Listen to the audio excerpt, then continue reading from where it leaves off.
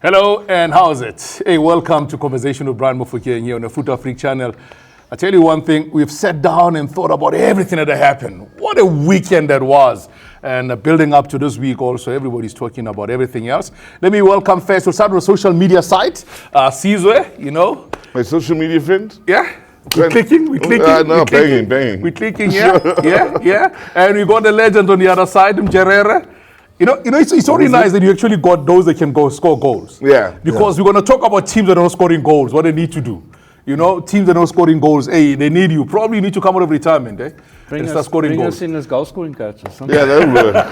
Maybe that will work. It'll be cheaper. Yeah, you know. so since you're on the social side, you can therefore promote them to get the gig. Yeah. And we'll be able to manage them. You know? Yeah, 10%, 25%. But you've got to be careful of that, because certain people only talk about one side in games, and that's the thing. You know, Oh, that's a low blow. That's a low blow. I see.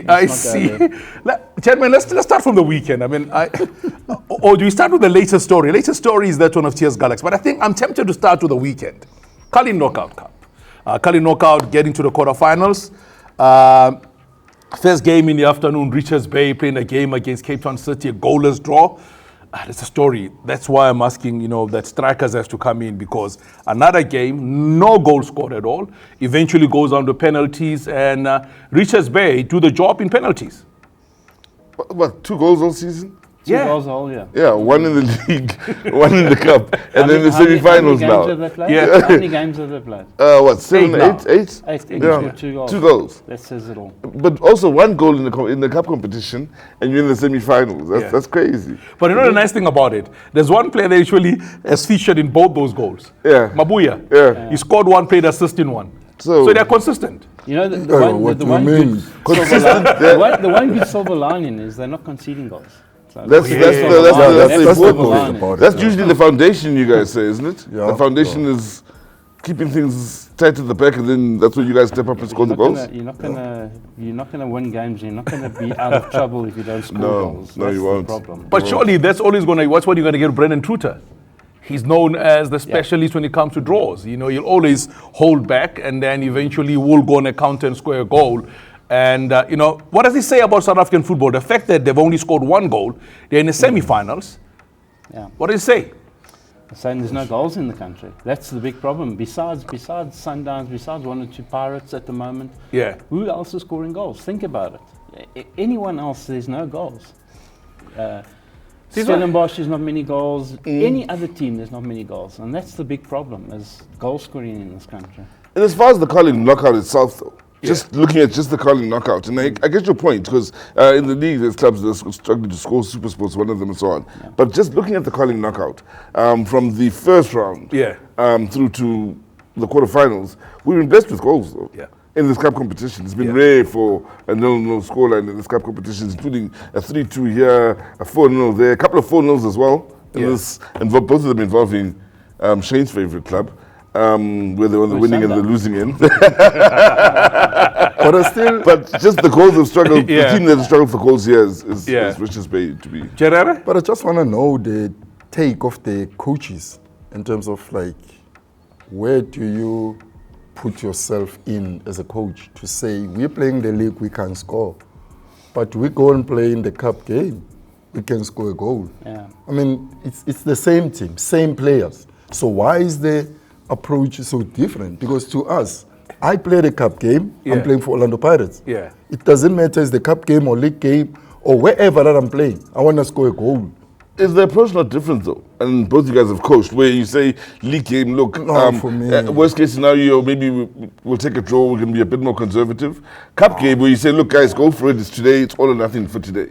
As a coach, I think that's wrong. I think It's it's wrong to totally even wrong. think that way. But unfortunately, that is the approach that people take. The league is obviously the most important. You want to be staying in the Premier League. Yeah. You want to keep your So you take no risks. So you'll take less risks. Yeah. You'll look after yourself more in the league than you would in a cup game. If you go at the cup game, you're out. Yeah. The pressure will still be there, but Sure. it's not as big as the league. So that is the big problem. Too many coaches in this country are worried about their job, number one. Number two, they're worried about their position, and they're worried about staying in the Premier League. Let me ask this question here, Shane. When you're talking about jobs and staying in the Premier League, how much of an impact does it have with the moving around of players also? And also the fact that our coaches move around a lot as well at the same time. You know, how much of an impact does that have in overall performances of teams at the end of the day? Let's look at, for example, the Cape Town City team. They made a lot of signings at the start of this campaign, but they're literally looking like shadows of themselves. They're unable to win to save their lives. That's a problem. Stellenbosch, on the other hand, they're playing a CAF Confederations Cup. Look at their results. One day they win, the next day they're drawing, the next day they're losing as well. Yeah. How do you therefore unbundle that? How do you unpack that the whole scenario? With Cape Town City, I think they've, like you said, made a lot of signings. It takes time for a team to gel, for time to get to know each other, the way they play. And for me, they've been doing this too often, where they get rid of players and then they bring players in, and it takes time. You have a look at Cape Town City, they're always slow starters. And it comes near the end of the season, they're firing. Yeah. Why? Because it's taken their time. Stellenbosch, on the other hand, they've kept a stable team, but they've got rid of key players. Well, when I say got rid of, they let key players go. Yeah. To bring other people in and change that, and to expect them to be up and running like the Stellenbosch way, that's very difficult. And they're finding that out now, you know. And also playing in Africa is a big difference. So you got traveling, you got everything else. You need a big squad, and I don't think they got the biggest squads of all. But the key players are the big thing. That, you know, look how many key players they've lost over the last 2 years. Yeah. That's a big thing. And that's going to catch up with you sooner or later, and I think it's catching up with them now. Gerere, just to bring you in, I mean, when you talk about Stellenbosch losing players also, some of the key players they've lost, they've always said they're not a selling team. But for some odd reason, with the with the right price, they're giving the players out. I mean, Ikram Reyners was, for me, a key player for the team. Dino van Rooyen, the captain of the side also. Antonio van Veek came off the bench, did the job for them. Ura was a man that was scoring goals for him before he left. You know, you look at the results against Marumo Gallants, you win against them, you go away to them, you lose in a cup tie. They are now out of the cup that they should be defending. What do you make out of it? And also, do they have the squad to play in all these competitions, especially when you talk about traveling on the continent? No, I don't think so. I think for me, I can take it to the management. Because if you look at the history of Stellis, I mean, the executive committee of Stellis, I mean, these are tycoon people. Yeah. The winelands, you know. But football, you can't put it into corporate. You can't put it as a corporate. If are you saying that too much wine? Winelands. The wineland that makes me go click click bang. Winelands. So yeah. But what I was saying, it's like there's no way you can have quality players. Yeah. Sundowns are knocking in your door looking for Ikram Reyners, and then you say, no, we've got enough money to pay Ikram Reyners, he needs to stay here. It's business. Yeah. That's why players are rotating. But you know, going to Pirates. Like you say, I mean, do they have enough players? Is it a big enough squad forever? They've got the right sponsor, Rama. They spread themselves out too much. They spread themselves out too much, and that's the problem now. You know, they haven't got themselves wide in their white legs. Exactly. But to get back to your point about them stating that they're not a selling club, yet having to let players go. Yeah. You're going to run the risk, if you hold on to these players against their wishes, of having an upset at the start of every season, having maybe 4 or 5 players upset that they're not going to a Pirates, not going to a Chiefs, or not going to a Sundowns, if you keep them against their wishes. Yeah. So I think you're also thinking, look, it's not just about the money. You're also looking to manage your squad. The last thing I want as a Stellenbosch is 3, 4, 5 senior players that are unhappy, that are going to influence my dressing room. Sundowns can afford to have Mokoena, Modiba, Mudau unhappy. And those are big names. Yeah. They can afford that. They've got such a big squad. Yeah. I don't think Stellies that's the can. problem. So they also have to, if he wants to go, let him go, rather than let him stay and be unhappy. But for Sundowns, remember, for for Sundowns, he mustn't put Sundowns in. I was using them as an example. No. No, it's a reference point. Yes. No. Come on. You see now, this social media issue now is taking its toll here now. We're talking football now. Let's concentrate on the social media people. Okay, let's bring Sundowns in the right context. Yeah. They played against Kaizer Chiefs. Thank you. Let's now talk we about can the story. talk social media. Now we can talk. On Saturday, FNB Stadium we was... mustn't upset him. No, We need to be I've already made firm. sure that we're going to go nice on Nice, that. You know, yeah, we're not going to yeah. go crazy on Yeah, the please. Kaizer Chiefs story. Okay. So on Saturday, Sizwe, you covered the game. You were live at FNB Stadium. What an atmosphere. Wow. You know, there's if you go to the FNB Stadium, Yeah.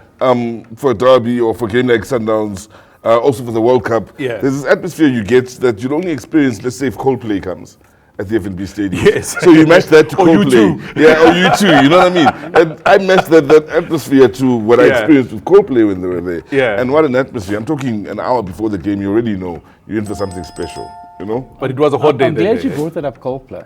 Yeah? It's a very apt word that you put Yeah, Coldplay. yeah. Because I listened to the commentary, and I don't know who the commentator was, but he only spoke about one team. So there was a lot of Coldplay. A lot of Coldplay. He only spoke about Sundowns. I thought Sundowns were playing Sundowns. I don't know if you watched the game, Jay, but... Yes, I did. I was worried as well, Shane. And I concur with listeners on the day. Opening they 40 kept minutes. saying, these guys are talking about Sundowns. Sundowns not playing alone. Opening And I 40 was like, minutes. yeah, it makes sense, you know. The Chiefs, But I'll be honest with you, put together the first half it it was- was only Sundowns. Yeah, on the Chiefs field. hardly touched the ball first half. You- I remember one run from Sereno, and that's about it first You know half. what You talk worried about me, the- Brian, yeah. you know what worried me about that game is, Yeah. is that you got a so-called big coach Yeah. at Chiefs, Aish. and he didn't change anything. Aish. He looked bewildered, he looked lost. You know what, when you under pressure and you're taking things down, you got to change it straight away. Yeah. The longer you leave it, the worse it's going to get. Sure. Yeah. He didn't change anything. Does he have the In personnel? the first half. True. I don't Does think he he's have the got personnel? Because I think we need to be honest about it. Does he have the players to be able to turn things around for the Amakosi as everybody expects him to? Or does he therefore have to go to the general transfer market knowing what he has in his pool and say, these are the players I need to bring in But for me to be able to win how many matches? players did they bring in? You brought in so many players. Did he bring them And- in or were they brought in well, before? Regardless, they brought him in.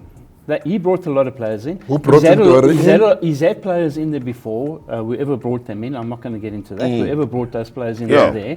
But for me, you got two youngsters in the team that have done fairly well so far. They were out of their depth. They look lost. Make the changes because you don't want to kill that kid's potential. I'm for the saying, are you future. saying make the changes first half? Straight away, exactly. You know, if it's Like not first 30 minutes. If it's not working for you, change it. Why keep a game? Why?